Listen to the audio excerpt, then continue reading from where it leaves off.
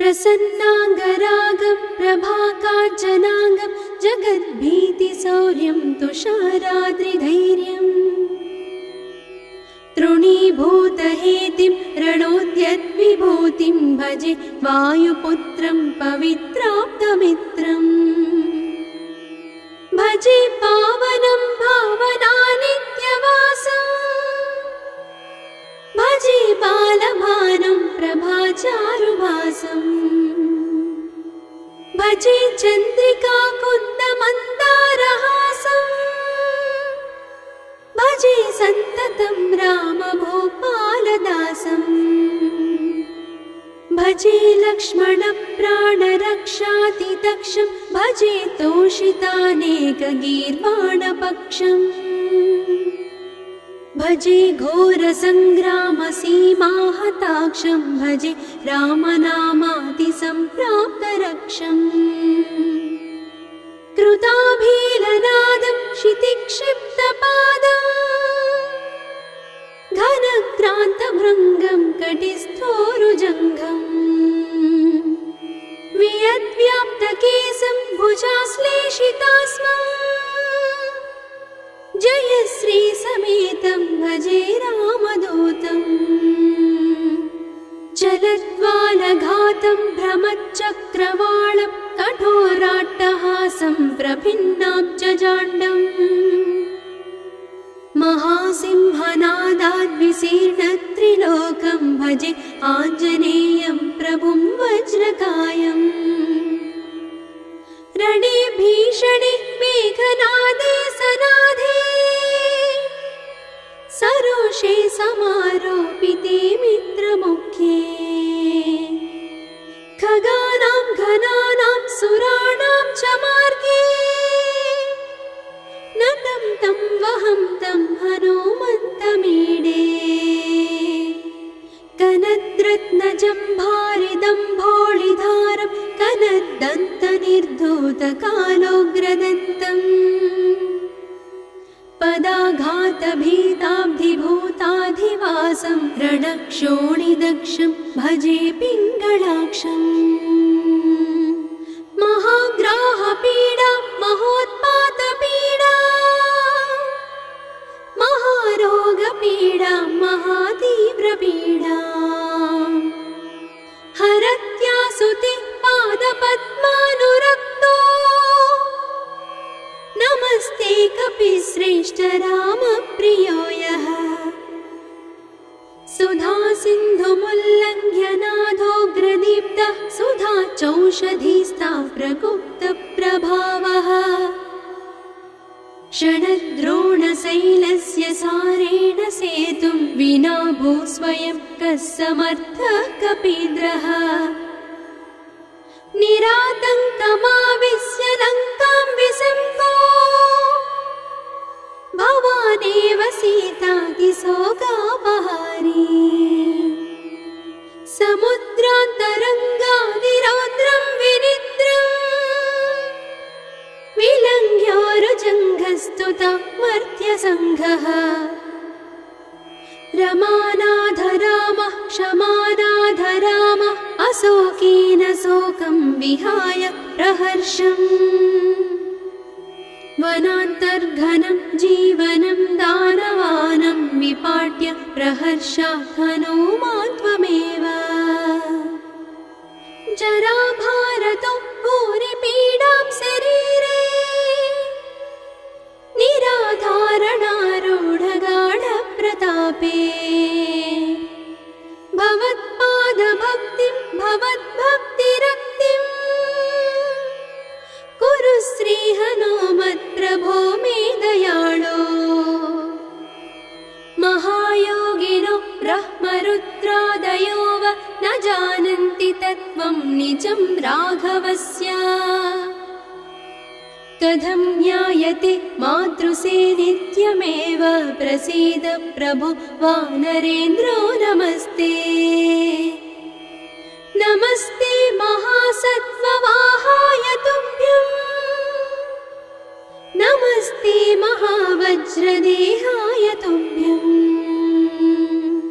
नमस्ते परिभूतसूर्याय तुभ्यम्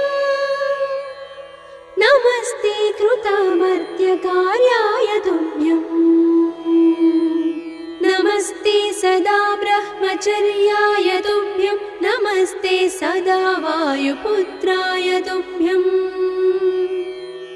नमस्ते सदा पिङ्गलाक्षाय तुभ्यं नमस्ते सदा रामभक्ताय तुभ्यं हनुमद्भुजङ्गप्रयातं प्रभाते प्रदोषेऽपि वाचार्थरात्रेऽपि मर्त्यः पठन्नस्नतोऽपि प्रमुक्ताघजालः सदा सर्वदा रामभक्तिं प्रयाति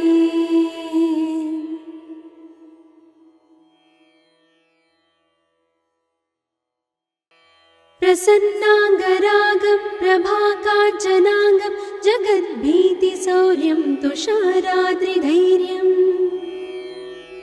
तृणीभूतहेतिं रणोद्यद्विभूतिं भजे वायुपुत्रं पवित्राप्तमित्रम् भजे पावनं भावनानित्यवासम् भजे बालभानं प्रभाचारुभासम् भजे चन्द्रिकाकुन्दमन्दारहासम् भजे सन्ततं रामभूपालदासम् भजे लक्ष्मणप्राणरक्षातिदक्षं भजे तोषितानेकगीर्वाणपक्षम् भजे घोरसङ्ग्रामसीमाहताक्षं भजे रामनामातिसम्प्राप्तरक्षम् कृताभीलनादं क्षितिक्षिप्तपादम् घनक्रान्तभृङ्गं कटिस्थोरुजङ्घम् वियद्व्याप्तकेशं भुजाश्लेषितास्मम् जयश्रीसमेतं भजे रामदूतम् चलद्वालघातं भ्रमच्चक्रवालं कठोराट्टहासं प्रभिन्नाब्जजाण्डम् महासिंहनादाद्विशीर्णत्रिलोकं भजे आञ्जनेयं प्रभुं वज्रकायम् रणे भीषणे मेघनादे सनादे सरोषे समारोपिते मित्रमुख्ये खगानां घनानां सुराणां च मार्गे नतं तं वहं तं हनुमन्तमीडे कनद्रत्नजम्भारिदम्भोळिधारं कनद्दन्तनिर्धूतकालोग्रदन्तम् पदाघातभीताब्धिभूताधिवासं रणक्षोणिदक्षं भजे पिङ्गलाक्षम् महाग्राहपीडा महोत्पातपीडा महारोगपीडा महातीव्रपीडा हरत्यासुते पादपद्मानुरक्तो नमस्ते कपिश्रेष्ठ रामप्रियो यः सुधा सिन्धुमुल्लङ्घ्य नाथोग्रदीप्तः सुधा चौषधीस्ता प्रगुप्तप्रभावः षडद्रोणशैलस्य सारेण सेतुं विना भूस्वयं कः समर्थः कपीन्द्रः निरातङ्कमाविश्य लङ्कां विसम्पो भवानेव सीतातिशोकापहारी समुद्रान्तरङ्गादिरौद्रं विनिद्रम् विलङ्घ्योरुजङ्घस्तुता मर्त्यसङ्घः रमानाधरामः क्षमानाधरामः अशोकेन शोकं विहाय प्रहर्षम् वनान्तर्घनं जीवनं दानवानं विपाट्य प्रहर्षात् हनुमान् त्वमेव जराभारतो भूरिपीडां शरीरे निराधारणारूढगाढप्रतापे भवत्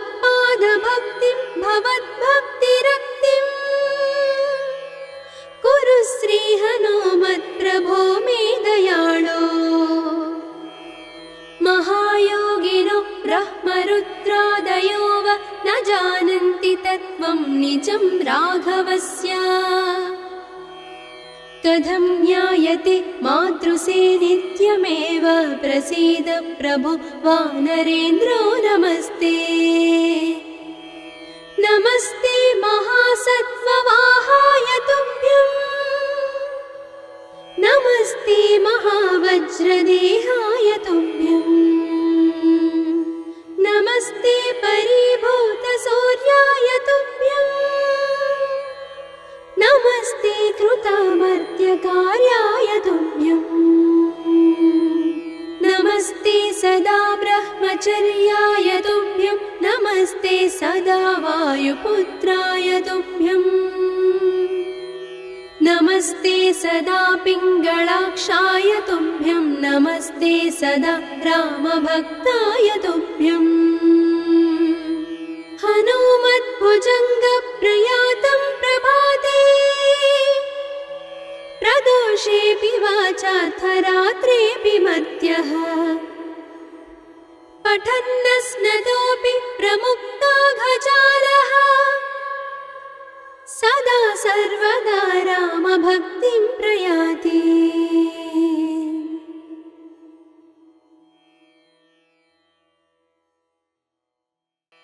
प्रसन्नाङ्गरागं प्रभाकाञ्चनाङ्गं जगद्भीतिशौर्यं तुषाराद्रिधैर्यम् तृणीभूतहेतिं रणोद्यद्विभूतिं भजे वायुपुत्रं पवित्राप्तमित्रम् भजे पावनं भावनानित्यवासम् भजे बालभानुं प्रभाचारुभासम् भजे चन्द्रिकाकुन्दमन्दारहासम् भजे सन्ततं रामभूपालदासम् भजे लक्ष्मणप्राणरक्षातिदक्षं भजे तोषितानेकगीर्वाणपक्षम् भजे घोरसङ्ग्रामसीमाहताक्षं भजे रामनामातिसम्प्राप्तरक्षम्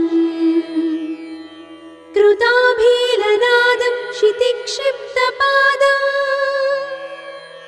घनक्रान्तभृङ्गं कटिस्थोरुजङ्घम् वियद्व्याप्तकेशं भुजाश्लेषितास्मम् जयश्रीसमेतं भजे रामदूतम् चलद्वालघातं भ्रमच्चक्रवालं कठोराट्टहासं प्रभिन्नाब्जजाण्डम्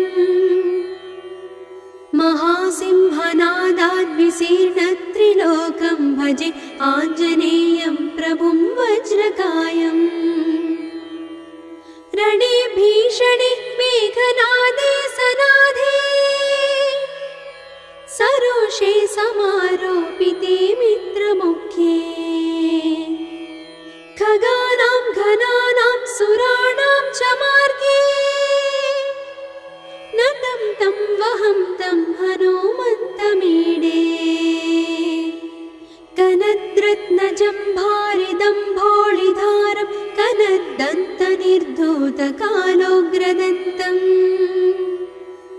पदाघातभीताब्धिभूताधिवासं रणक्षोणिदक्षं भजे पिङ्गळाक्षम् महाग्राहपीडा महोत्पातपीडा महारोगपीडा महातीव्रपीडा हरत्यासुते पादपद्मानुरक्तो नमस्ते कपिश्रेष्ठ रामप्रियो यः सुधा सिन्धुमुल्लङ्घ्यनाथोग्रदीप्तः सुधा चौषधीस्ता प्रगुप्तप्रभावः षडद्रोणशैलस्य सारेण सेतुं विना भूस्वयं कः समर्थः कपीन्द्रः निरातङ्कमाविश्य लङ्कां विसम्पो भवानेव सीतातिशोकापहारी समुद्रान्तरङ्गादिरौद्रं विनिद्रम् पुरस्तुता मर्त्यसङ्घः रमानाथ रामः क्षमानाथ रामः अशोकेन शोकं विहाय प्रहर्षम्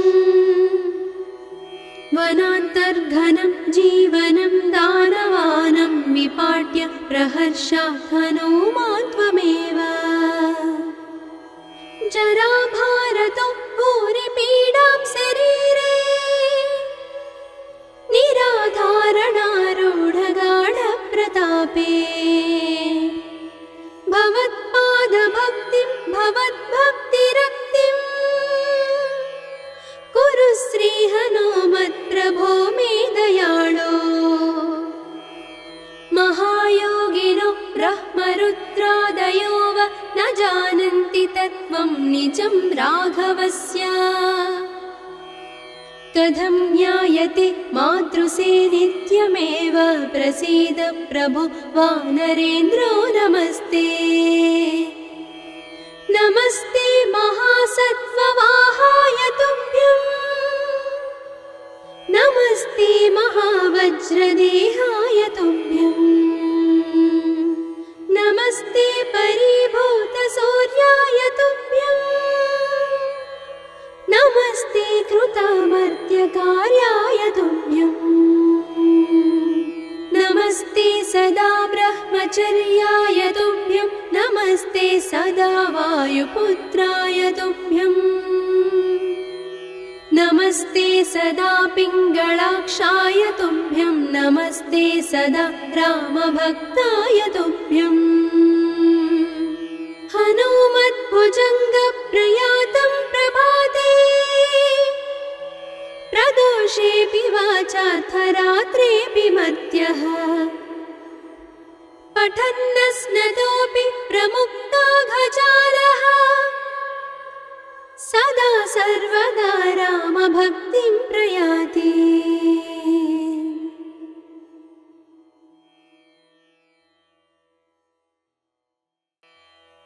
प्रसन्नाङ्गरागं प्रभाकाञ्चनाङ्गं जगद्भीतिशौर्यं तुषाराद्रिधैर्यम् तृणीभूतहेतिं रणोद्यद्विभूतिं भजे वायुपुत्रं पवित्राप्तमित्रम्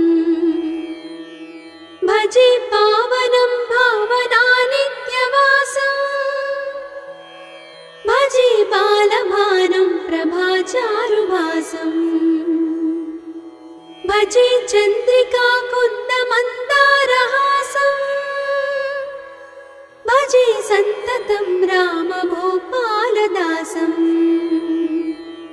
भजे लक्ष्मणप्राणरक्षातिदक्षं भजे तोषितानेकगीर्वाणपक्षम्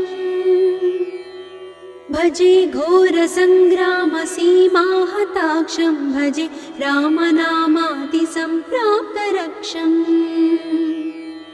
कृताभीलनादं क्षितिक्षिप्तपादम् घनक्रान्तभृङ्गं कटिस्थोरुजङ्घम् वियद्व्याप्तकेशं भुजाश्लेषितास्मम् जयश्रीसमेतं भजे रामदूतम् चलद्वालघातं भ्रमच्चक्रवालं कठोराट्टहासं प्रभिन्नाब्जजाण्डम् महासिंहनादाद्विशीर्णत्रिलोकं भजे आञ्जनेयं प्रभुं वज्रकायम् रणे भीषणे मेघनादे सनाधे सरोषे समारोपिते मित्रमुख्ये खगानां घनानां सुराणां च मार्गे नतं तं वहं तं हनुमन्तमीडे कनद्रत्नजम्भारिदम्भोळिधारं कनद्दन्तनिर्धूतकालोग्रदन्तम् पदाघातभीताब्धिभूताधिवासं रणक्षोणिदक्षं भजे पिङ्गळाक्षम् महाग्राहपीडा महोत्पातपीडा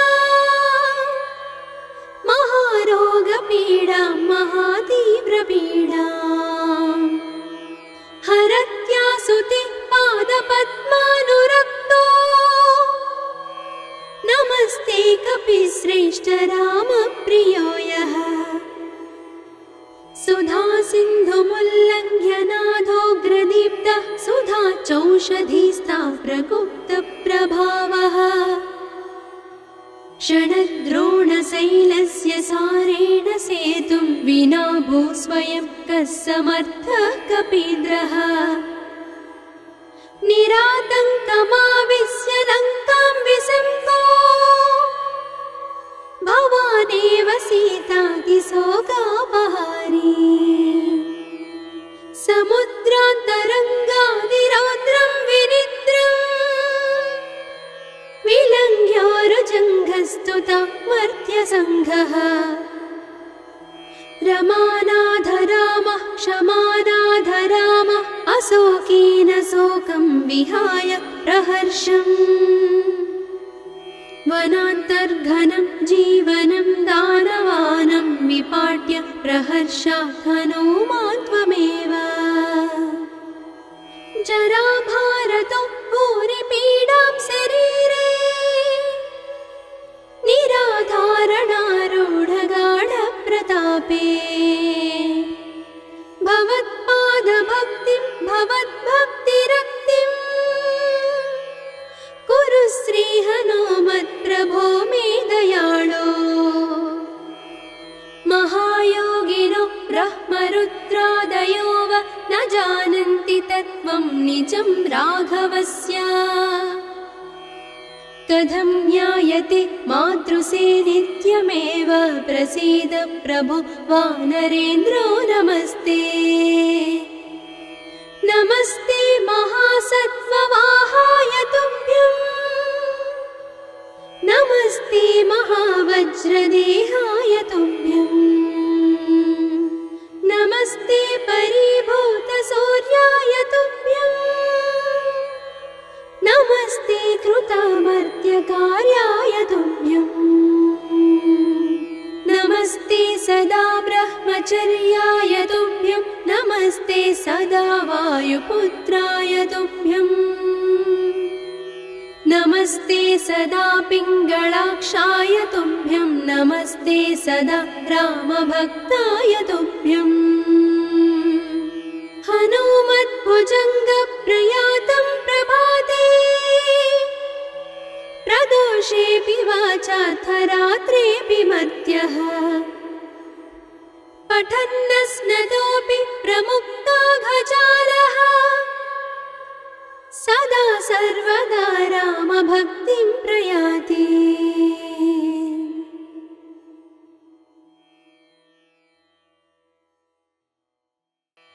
प्रसन्नाङ्गरागं प्रभाकाञ्चनाङ्गं जगद्भीतिशौर्यं तुषाराद्रिधैर्यम् तृणीभूतहेतिं रणोद्यद्विभूतिं भजे वायुपुत्रं पवित्राप्तमित्रम् भजे पावनं भावनानित्यवासम् भजे बालभानुं प्रभाचारुभासम् भजे चन्द्रिकाकुन्दमन्दारहासम् भजे सन्ततं रामभूपालदासम् भजे लक्ष्मणप्राणरक्षातिदक्षं भजे तोषितानेकगीर्वाणपक्षम् भजे घोरसङ्ग्रामसीमाहताक्षं भजे रामनामातिसम्प्राप्तरक्षम् कृताभीलनादं क्षितिक्षिप्तपादम् घनक्रान्तभृङ्गं कटिस्थोरुजङ्घम् वियद्व्याप्तकेशं भुजाश्लेषितास्मम् जयश्री समेतं भजे रामदूतम् चलद्वालघातं भ्रमच्चक्रवालं कठोराट्टहासं प्रभिन्नाब्जजाण्डम् महासिंहनादाद्विशीर्णत्रिलोकं भजे आञ्जनेयं प्रभुं वज्रकायम् रणे भीषणे मेघनादे सनादे सरोषे समारोपिते मित्रमुख्ये खगानां घनानां सुराणां च मार्गे नतं तं वहं तं हनुमन्तमीडे कनद्रत्नजम्भारिदम्भोळिधारं कनद्दन्तनिर्धूतकालोग्रदन्तम् पदाघातभीताब्धिभूताधिवासं रणक्षोणिदक्षं भजे पिङ्गळाक्षम् महाग्राहपीडा महोत्पातपीडा महारोगपीडा महातीव्रपीडा हरत्यासुति पादपद्मानुरक्तो नमस्ते कपिश्रेष्ठ रामप्रियो यः सुधा सिन्धुमुल्लङ्घ्य नाथोग्रदीप्तः सुधा चौषधीस्ता प्रगुप्तप्रभावः षडद्रोणशैलस्य सारेण सेतुं विना भूस्वयं कः समर्थः कपीन्द्रः निरातङ्कमाविश्य लङ्कां विसम्पो भवानेव सीतातिशोकापहारी समुद्रान्तरङ्गादिरौद्रं विनिद्रम् विलङ्घ्योरुजङ्घस्तुता मर्त्यसङ्घः रमानाधरामः क्षमानाधरामः अशोकेन शोकं विहाय प्रहर्षम् वनान्तर्घनं जीवनं दानवानं विपाट्य प्रहर्षात् हनूमान् त्वमेव जराभारतो भूरिपीडां शरीरे निराधारणारूढगाढप्रतापे भवत्पादभक्तिं भवद्भक्तिरक्तिं कुरु श्रीहनुमत्प्रभो मे दयाळो महायोगिनो ब्रह्मरुद्रादयो वा न जानन्ति तत्त्वं निजं राघवस्य कथं ज्ञायते मातृसे नित्यमेव प्रसीद प्रभो वानरेन्द्रो नमस्ते नमस्ते महासत्त्ववाहाय तुभ्यं नमस्ते महावज्रदेहाय तुभ्यं नमस्ते परिभूतसूर्याय तुभ्यं नमस्ते कृतामर्त्यकार्याय तुभ्यं नमस्ते सदा ब्रह्मचर्याय तुभ्यं नमस्ते सदा वायुपुत्राय तुभ्यं नमस्ते सदा पिङ्गळाक्षाय तुभ्यं नमस्ते सदा रामभक्ताय तुभ्यं हनुमद्भुजङ्गप्रयातं प्रभाते प्रदोषेऽपि वाचार्थरात्रेऽपि मर्त्यः पठन्नस्नतोऽपि प्रमुक्ताघजालः सदा सर्वदा रामभक्तिं प्रयाति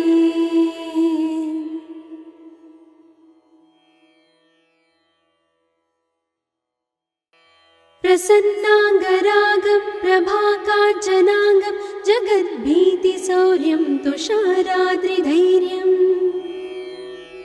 तृणीभूतहेतिं रणोद्यद्विभूतिं भजे वायुपुत्रं पवित्राप्तमित्रम्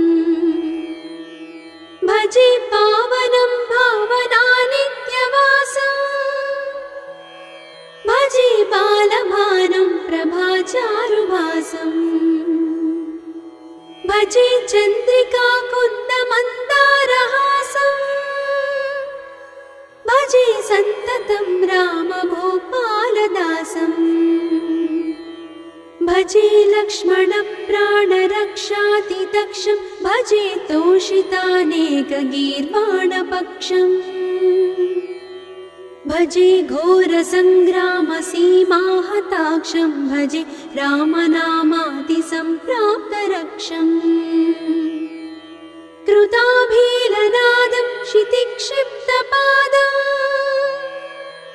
घनक्रान्तभृङ्गं कटिस्थोरुजङ्घम् वियद्व्याप्तकेशं भुजाश्लेषितास्मम् जयश्री समेतं भजे रामदूतम्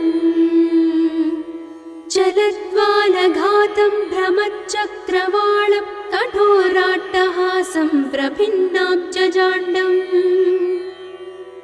महासिंहनादाद्विशीर्णत्रिलोकं भजे आञ्जनेयं प्रभुं वज्रकायम्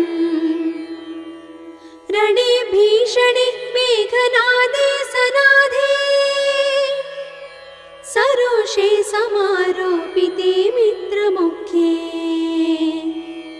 खगानां घनानां सुराणां च मार्गे नतं तं वहं तं हनुमन्तमीडे कनद्रत्नजम्भारिदम्भोळिधारं कनद्दन्तनिर्धूतकालोग्रदन्तम् पदाघातभीताब्धिभूताधिवासं रणक्षोणिदक्षं भजे पिङ्गळाक्षम् महाग्राहपीडा महोत्पातपीडा महारोगपीडा महातीव्रपीडा हरत्यासुते पादपद्मानुरक्तो नमस्ते कपिश्रेष्ठ रामप्रियो यः सुधा सिन्धुमुल्लङ्घ्य नाथोग्रदीप्तः सुधा चौषधीस्ता प्रगुप्तप्रभावः षडद्रोणशैलस्य सारेण सेतुं विना भूस्वयं कः समर्थः कपीन्द्रः निरातङ्कमाविश्य लङ्कां विसङ्गो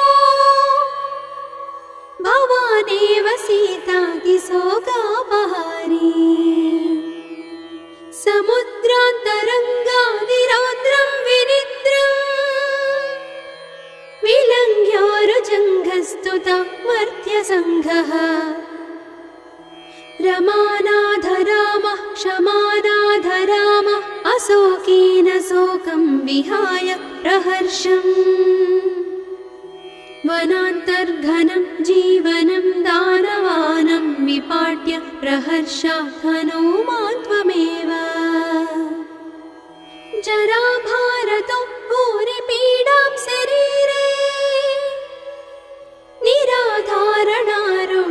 निराधारणारूढगाढप्रतापे भवत्पादभक्तिं भवद्भक्तिरक्तिं कुरु श्रीहनुमत्प्रभो मे दयाळो महायोगिनो ब्रह्मरुद्रादयो वा न जानन्ति तत्त्वं निजं राघवस्य कथं ज्ञायते मातृसे नित्यमेव प्रसीद प्रभो वानरेन्द्रो नमस्ते नमस्ते महासत्त्ववाहाय तुभ्यं नमस्ते महावज्रदेहाय तुभ्यं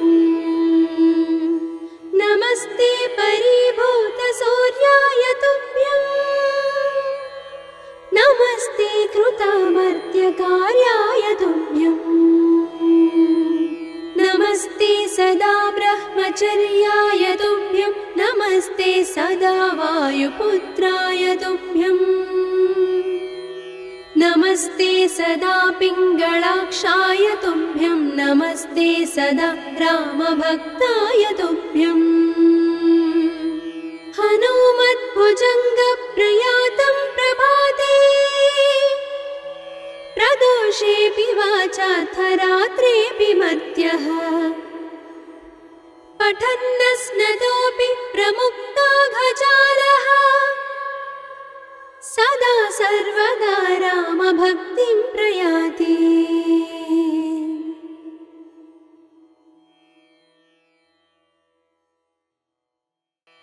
प्रसन्नाङ्गरागं प्रभाकाञ्चनाङ्गं जगद्भीतिशौर्यं तुषाराद्रिधैर्यम्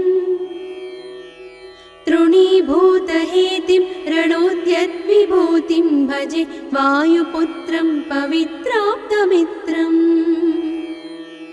भजे पावनं भावनानित्यवासम् भजे बालभानुं प्रभाचारुभासम् भजे चन्द्रिकाकुन्दमन्दारहासम् भजे सन्ततं रामभूपालदासम्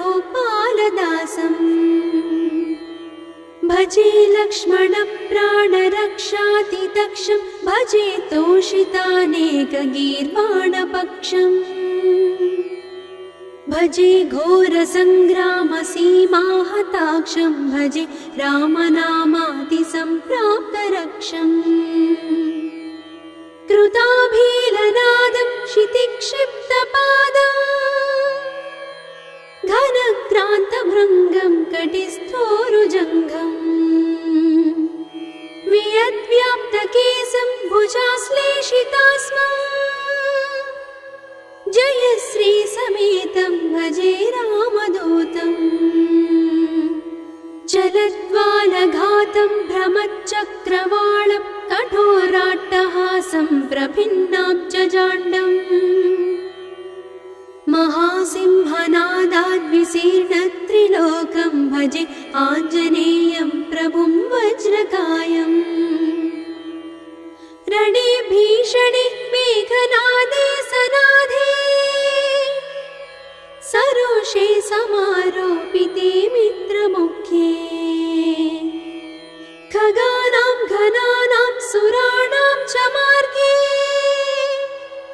नतं तं वहं तं हनुमन्तमीडे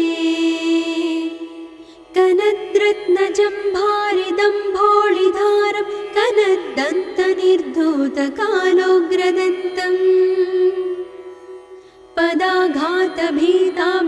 पदाघातभीताब्धिभूताधिवासं रणक्षोणिदक्षं भजे पिङ्गळाक्षम्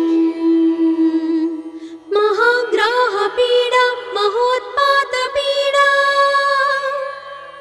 महारोगपीडा महातीव्रपीडा हरत्यासुते पादपद्मानुरक्तो नमस्ते कपिश्रेष्ठ रामप्रियो यः सुधा सिन्धुमुल्लङ्घ्य नाथोग्रदीप्तः सुधा चौषधीस्ता प्रगुप्तप्रभावः षडद्रोणशैलस्य सारेण सेतुं विना भूस्वयं कः समर्थः कपीन्द्रः निरातङ्कमाविश्य लङ्कां विसङ्को भवानेव सीतातिशोकापहारी समुद्रान्तरङ्गादिरौद्रं विनिद्रम् विलङ्घ्योरुजङ्घस्तुता मर्त्यसङ्घः रमानाधरामः क्षमानाधरामः अशोकेन शोकं विहाय प्रहर्षम् वनान्तर्घनं जीवनं दानवानं विपाट्य प्रहर्षात् हनुमान् त्वमेव जराभारतो भूरिपीडां शरीरे निराधारणारूढगाढप्रतापे भवत्पादभक्तिं भवद्भक्तिरक्तिं कुरु श्रीहनुमत्प्रभो मे दयाळो महायोगिनो ब्रह्मरुद्रादयो वा न जानन्ति तत्त्वं निजं राघवस्य कथं ज्ञायते मातृसे नित्यमेव प्रसीद प्रभो वानरेन्द्रो नमस्ते नमस्ते महासत्त्ववाहाय तुभ्यं नमस्ते महावज्रदेहाय तुभ्यं नमस्ते परिभूतसूर्याय तुभ्यम्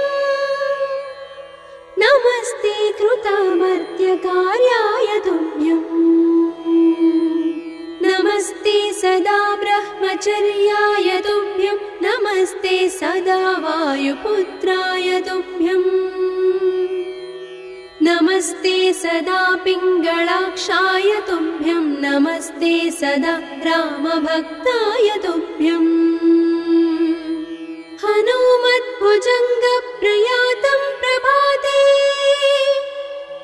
प्रदोषेऽपि वाचार्थरात्रेऽपि मर्त्यः पठन्नस्नतोऽपि प्रमुक्ताघजालः सदा सर्वदा रामभक्तिं प्रयाति।